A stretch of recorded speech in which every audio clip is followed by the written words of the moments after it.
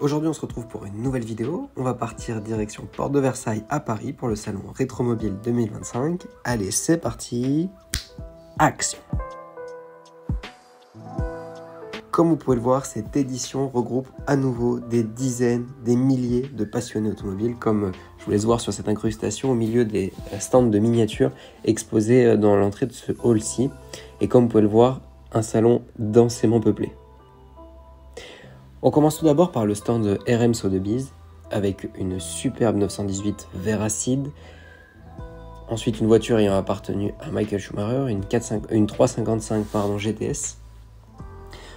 On décale tout de suite avec une Renault 5 Maxi, ayant appartenu sûrement à Ragnotti dans ses heures de pilotage. Ici, qui a fait le tour de Corse, en témoignent les petites plaques commémoratives. Voiture mythique pour notamment les 360 de Jean Ragnotti. Un petit peu plus loin, sur le stand Baltique, on verra une superbe M1 Procar, qui a participé notamment au Tour Auto. Ici, des œuvres d'art proposées par un artiste français, avec des répliques à différentes échelles de voitures, avec un style très spécifique, c'est-à-dire des lames métalliques qui forment la silhouette de la voiture. Ici, la Kit Car de Sébastien Loeb.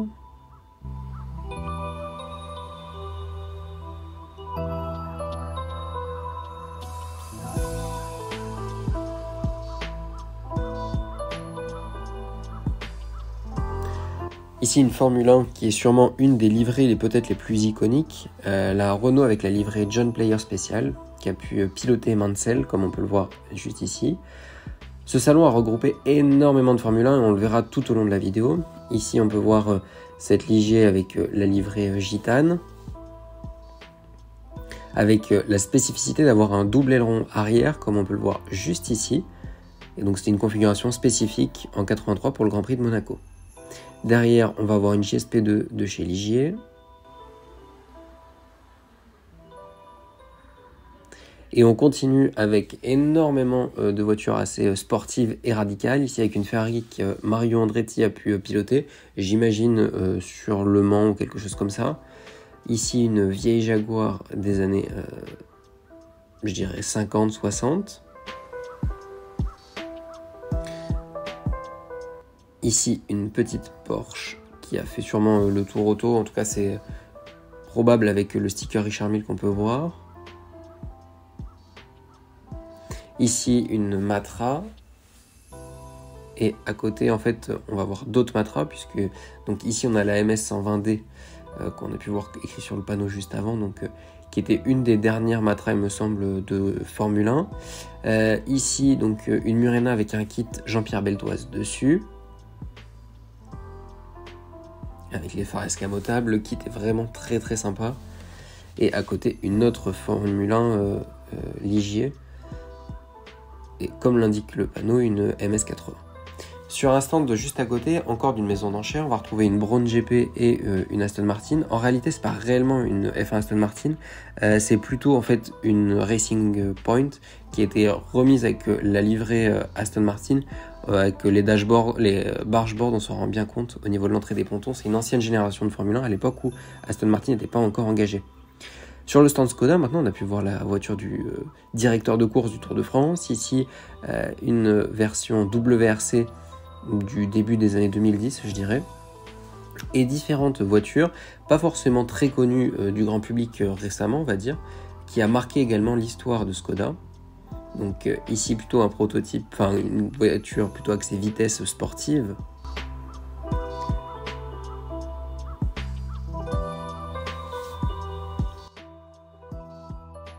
Ici, un cabriolet Felicia.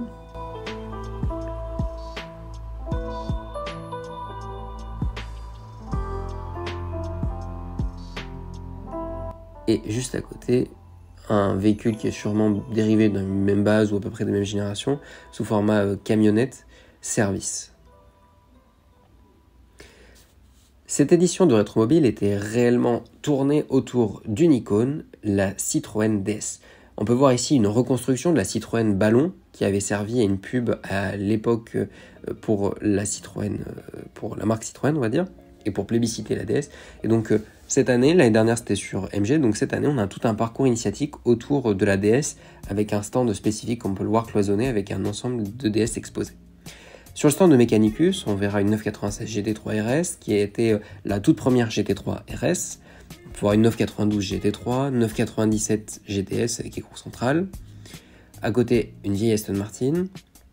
Et on peut voir juste derrière, on va pouvoir l'apercevoir, une 911 992 GT3 Touring dans une configuration fantastique, vert avec les jantes un petit peu dorées, on va dire, avec l'intérieur cognac. Franchement, c'est de toute beauté. Ici, sur le stand de Saga Classique, que des restaurations de Mercedes dans un état vraiment stupéfiant. Ici, une SLS bleu nuit, intérieur rouge quartier, on dirait, et des pagodes, que ce soit cabriolet, coupé, des 300 SL, bref, c'est la folie pour les vrais amateurs de Mercedes.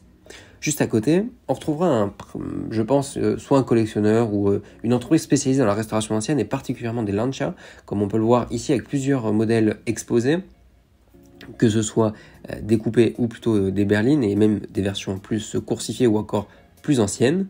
Et quand on décale sur le côté du stand, c'est pour ça que je me suis supposé qu'on n'était pas que sur un spécialiste AMG, Lancia. On a d'autres marques qui ont été restaurées, avec, on aperçoit juste derrière une petite Bugatti, qu'on va aller voir juste après. On a également sur ce stand-là une petite Type E, qu'on verra aussi beaucoup sur d'autres stands un peu plus tard.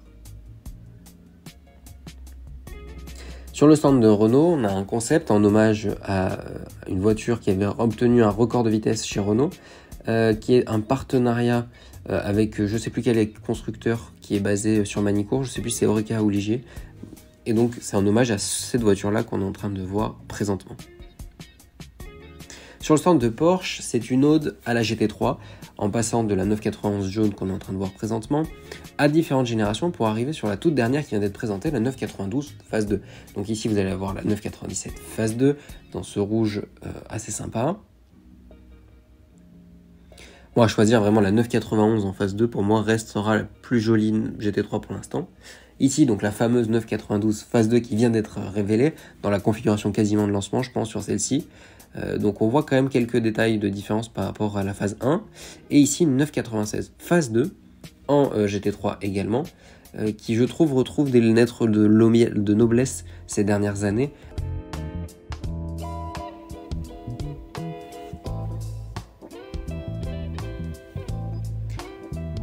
C'est également l'occasion de partager quelques modèles plus anciens, comme cette 2,8 litres RSR. On va s'approcher du moteur pour voir un petit peu ce qui se cache sous le capot, avec ce magnifique Flat 6.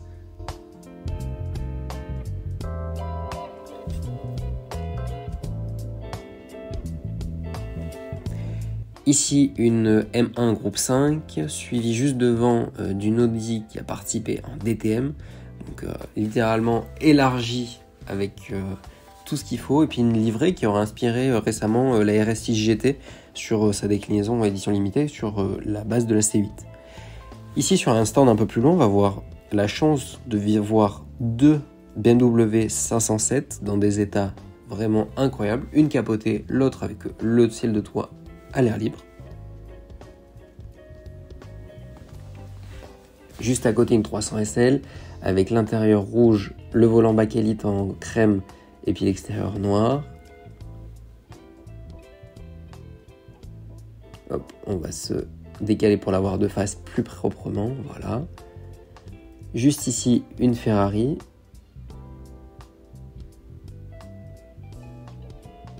Hop, on fait le tour également. Et ici, en une configuration, on va dire somme toute assez discrète, on va voir la Miura, donc, qui est considérée comme l'une des premières supercars au monde, et ici une Bugatti de course également.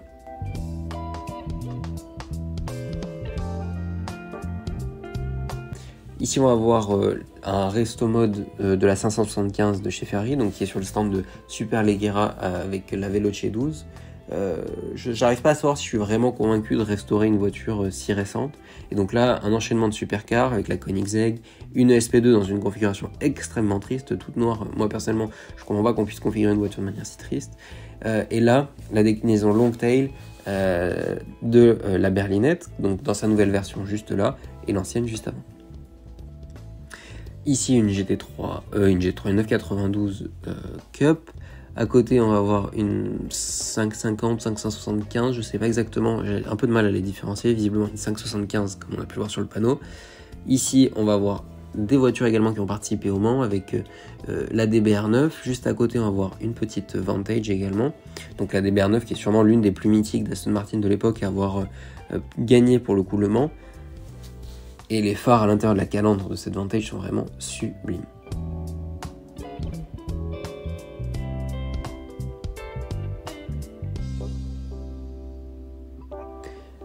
Maintenant, on va décaler un petit peu, voir sur le stand de Fisken, on va voir des Ferrari à foison. Là, c'est une 275 qui est magnifique, dans un état visiblement de restauration au top du top. D'après le panneau, elle a passé plusieurs années en restauration.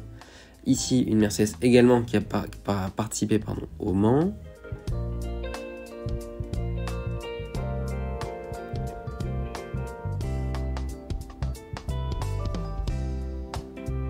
Là, la Audi R8 du Mans. Ici encore une voiture du Mans avec la Jaguar. Puis on va décaler encore avec des Maserati. D'ailleurs, si les Maserati vous intéressent, je vous invite à aller voir la dernière vidéo que j'ai faite, alors ça doit être l'avant-dernière même, sur la visite du musée Auto World, où on peut voir l'exposition temporaire qui s'est terminée ou qui est sur le point de se terminer, directement au musée Auto World à Bruxelles, donc sur la marque Maserati et son anniversaire des 120 ans. Ici, on va voir le stand Girardeau, spécialiste Ferrari. Ici, une 166 Mexico, il me semble modèle totalement unique. Un petit peu avant, on a vu la 296. Ici, on va voir une Ferrari, il me semble, qui a piloté Berger, il me semble, en 87, comme on peut le voir sur le panneau juste ici. Ici, une 375 plus, une 250 GT SWB derrière. Ici, une 333 SP.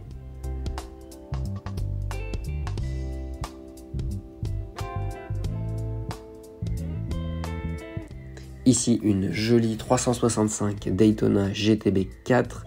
À côté, une 512 TR Cabriolet, ce qui est franchement la première fois que j'en vois une. Et encore une 550 ou une 575. Sur le stand de Karl Jaeger, on va pouvoir retrouver des anciennes Aston Martin. On va voir à nouveau une 996 GT3 comme sur le stand de Porsche précédemment. Et une sublime Vanquish qui est pour moi l'une des Aston Martin récentes les plus jolies. Que ce soit la dernière déclinaison qui vient d'être présentée ou celle-ci. Et tout au fond, on aperçoit une pista bleue avec les bandes grises, qui est assez sympa aussi. Ici, une petite Murcielago avec une configuration somme toute assez simple. Ici, le chocard de l'Alpenglow qu'on avait pu voir à différents événements. Elle a participé au Mans, etc. Ici, peut-être une des voitures qui a marqué les ventes aux enchères de la Car Week à Paris, c'est-à-dire la 250 LM, qui est pour moi la plus belle Ferrari de course qui a jamais été produite. Ici, on va avoir une Daytona Cabriolet, une Testarossa blanche comme dans le film bien connu. Et on va continuer d'enchaîner. On se rend compte quand même que le salon rétromobile, au-delà d'attirer les anciennes, comme c'était le cas à une certaine époque, désormais, il y a également une exhibition de voitures beaucoup plus modernes. À la fois, je pense que ça permet d'attirer un nouveau public et puis ça permet de diversifier un petit peu ce qui est proposé, comme on a pu le voir avec les Ferrari modernes qu'on vient de croiser, mélangé à d'autres modèles un peu plus anciens, comme ici cette jolie Mercedes, puisqu'elles sont plusieurs sur le stand. Là, on va avoir deux Lamborghini rouges. Ici, une MV Agusta qui était une édition, j'imagine, un petit peu spéciale. Voilà, juste ici. Et à côté, une Countach. Après avoir vu la Diablo et puis la Aventador. Ici, toujours dans le rouge, on va rester sur des Ferrari avec la F40. Ici, une Ducati dans une configuration fortement inspirée, je trouve, de la F40. Ici, une petite Abarth, peut-être une Dino, je ne sais pas, faudrait savoir vérifier. On enchaîne les stands et en fait, on en a toujours plein les yeux. Ici, une Dino dans une configuration totalement sublime. Derrière, caché sur le stand, une Z8 qui est peut-être une des BMW modernes les plus désirables, que ce soit son design intérieur ou extérieur, qui je ne trouve ne prend pas une ride. Ici, une Stratos. Derrière, on va voir des Porsche, que ce soit récentes ou plutôt Youngtimer pour cette version roof. Ici, une monoplace, alors non, la plate monoplace, mais en tout cas une voiture de course de chez Ferrari. Derrière encore une plutôt cabriolet qui est plutôt typée Grand Tourisme. Ici une Alfa, alors le modèle c'est Z, je sais plus. Il faudrait vérifier le nom exact du modèle. C'est voilà, SZ exactement, si j'allais dire ZS, non, c'est SZ. Et derrière une des voitures peut-être les moins mises en valeur du salon rétromobile, c'est-à-dire une Vanquish Zagato Cabriolet, qui était exposée par Messina Classic, un stand rempli de beauté, mais malheureusement pas forcément bien mise en valeur. On peut voir à côté la Senna qui n'est pas forcément bien exposée, ou derrière une Gembala Mirage GT. Ici on va avoir une 599 version Zagato, modèle unique au monde, donc très très sympa de pouvoir l'avoir exposé ici, avec à côté des Porsche assez mythiques, qu'on peut voir juste ici, qui pour les passionnés Porsche ont dû ravir les yeux. Et enfin sur le stand on va décaler juste ici avec une Valkyrie cabriolet, avec les jantes qui sont très similaires aux éditions 707 de la DBS Superleggera. Ici encore une F40, encore une Diablo, cette fois il me semble une Diablo SV compte tenu du kit aérodynamique, les entrées d'air NACA qu'on peut voir juste ici. Encore un stand dédié au Bugatti, cette fois type 59 comme on peut le voir dans l'arrière-plan.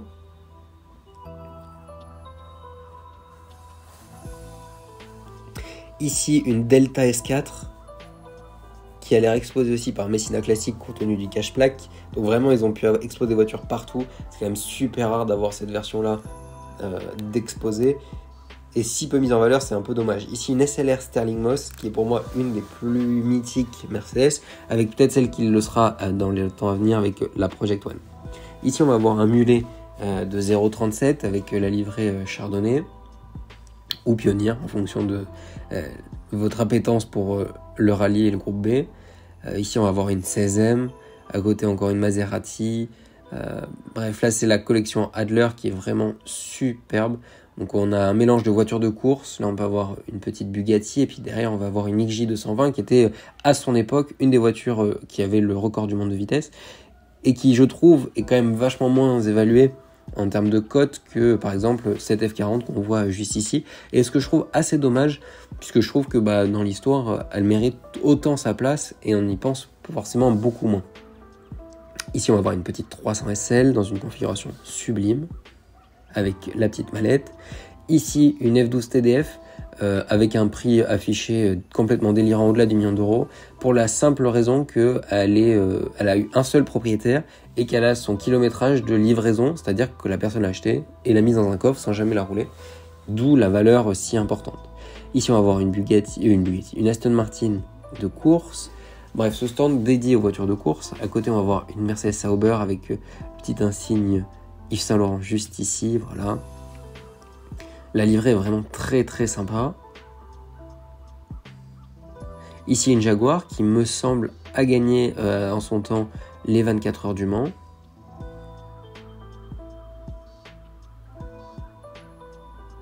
Et on va avancer tout doucement. On va voir donc là cette barquette. Et à côté on va avoir une petite Rondo.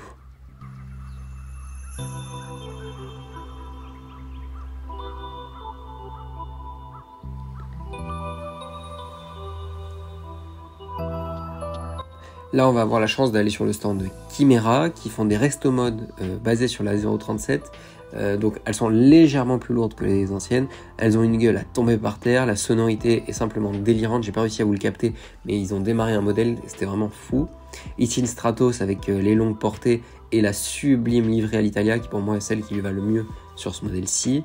On va voir encore d'autres voitures totalement extraordinaires sur ce stand-là. Ici, on va aller sur le stand Richard Mille avec des monoplaces Ferrari, avec une F2007. Bref, en tout cas, une exposition complète de Formule 1 de chez Ferrari. Avec là, on peut voir celle-ci avec toutes les carrosseries retirées. C'est assez impressionnant à voir. Ici, on va retrouver une autre Valkyrie, cette fois dans une configuration coupée et non cabriolet. Ici, une F1 GTR. À côté, on va avoir une superbe McLaren F1. Ici, une LaFerrari dans une configuration qui est pour moi assez triste. Ici une MC12 qui est aussi basée sur la Enzo et qui est quand même moins évaluée aussi que la Enzo. À côté une Dino bleue superbe et peut-être une des Aston Martin les plus iconiques aussi des dernières années avec la 037. À côté une SLR, tout à l'heure on a vu la Sterling Moss, ici une version plus standard avec les sorties d'échappement, on peut le voir juste sur l'aile. Ici une autre F40, cette fois dans une configuration bleue beaucoup plus originale et qui permettait de la différencier beaucoup. Ici une Viper. Ici encore une monoplace. Et une R8, on dirait qui a sûrement roulé au Mans compte tenu du kit carrosserie. Là, une EB110 de chez Bugatti dans une configuration qui est pour moi sublime. Autant en bleu, j'apprécie pas du tout cette voiture, autant là, c'est vraiment un vrai coup de cœur. Ici, on va avoir une belle Singer, version un petit peu de la Porsche Dakar, mais en version Singer. Donc aussi un hommage, on peut le voir avec l'Arceau le plus total. Et avec Singer, on peut imaginer que c'est encore le moteur basé sur une ancienne, et donc avec un moteur refroidi par air qui plaira sûrement beaucoup aux puristes. Ici, on va avoir une 720S. Derrière, une Black Series noir mat, également, c'est pas forcément ma cam. Et ici, une des Renault F1 qui a gagné le championnat du monde au volant d'Alonso.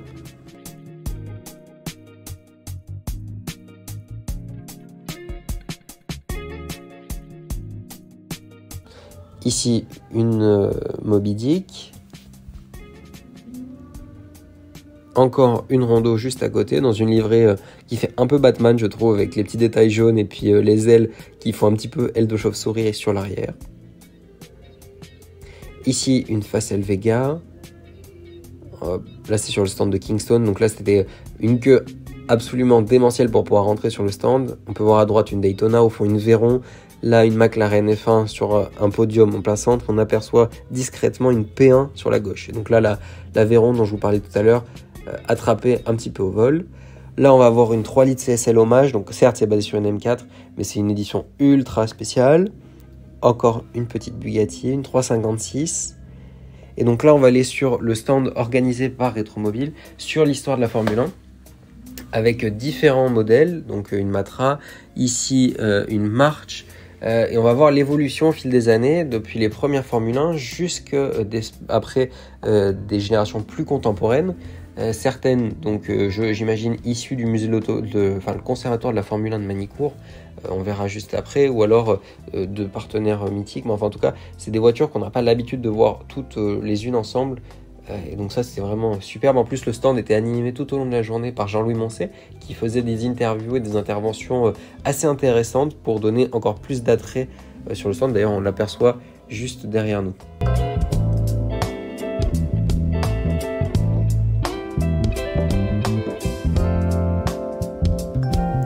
Là, on va avoir une petite Ligier avec la livrée Lotto. Ici, une Ferrari. À côté, une McLaren avec le moteur Peugeot.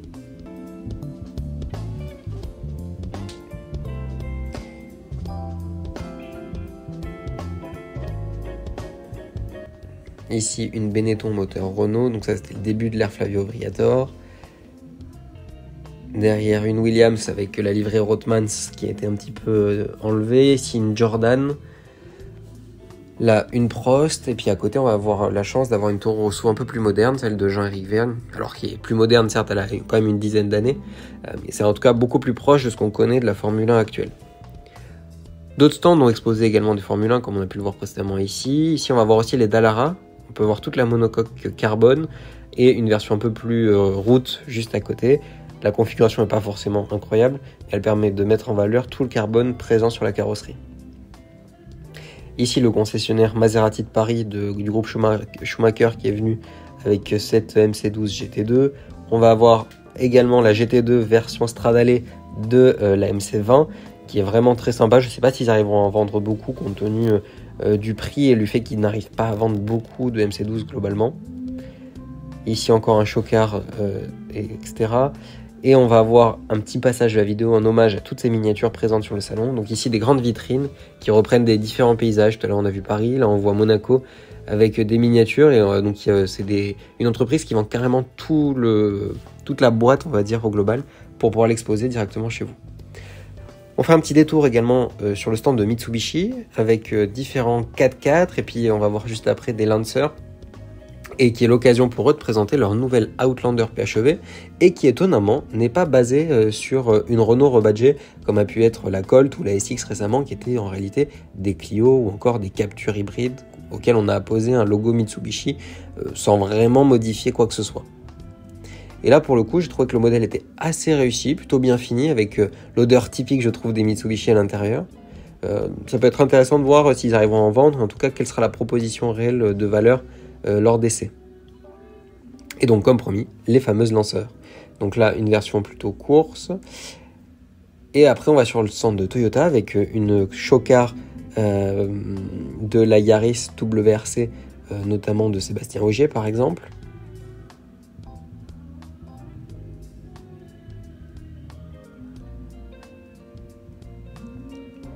Et ici, une Sport 800. Alors, je connaissais pas du tout cette version-là. Donc, c'était assez intéressant de la découvrir au milieu de ces modernes. Et donc, sur la fin du stand RM Sotheby's qu'on a commencé tout à l'heure, on va pouvoir voir cette superbe Singer dans une configuration que je trouve assez sympa. Avec le ducktail qui, pour moi, est un poil trop prononcé. Et on va voir donc une Zonda tricolore. On va avoir une SP2 dans une configuration, là, pour le coup, très intéressante, contrairement à l'autre qui était toute noire ici, donc avec le bleu. Et on va revoir l'avant de la 918 en vert acide qu'on a pu voir tout à l'heure.